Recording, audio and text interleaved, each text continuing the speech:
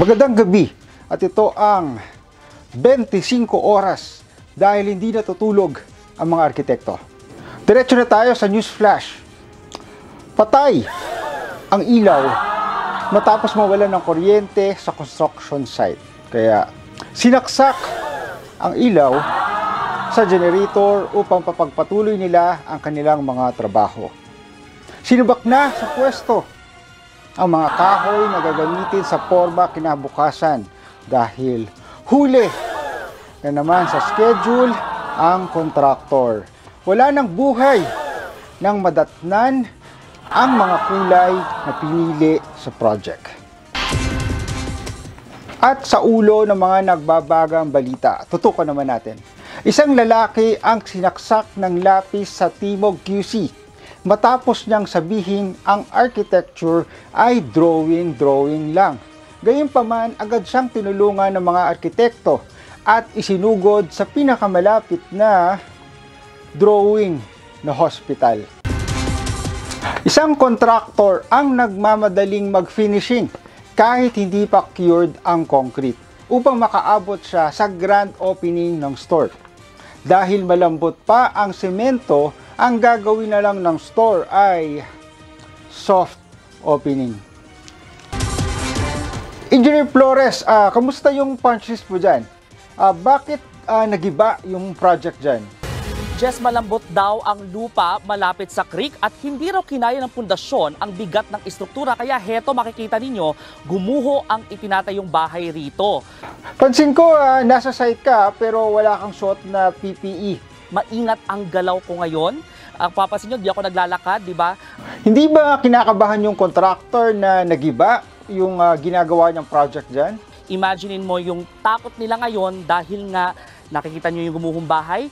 Yung contractor ba na yan ay handang mag-apply ng building permit? Tutulungan sila ng City Hall kung papayag ba sila na lumipat. Ang sagot nila ay oo, basta maayos ang kanilang lilipatan. Balik sa inyo. Aba, sila pa yung nag-demand. At sa mga nagtatanong kung pwede bang pumirma ang engineer ng architectural drawings, excluded po. At para sa episode po natin ngayong gabi sa Kaporman Foundation. Isa na namang construction site ang tinulungan natin na matapos ang kanilang footing or foundation. So kaya po tayo tinawag na foundation.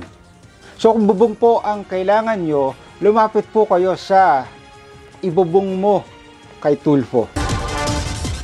At para naman sa ulat trapiko, makikita nyo na sobrang traffic sa EDSA.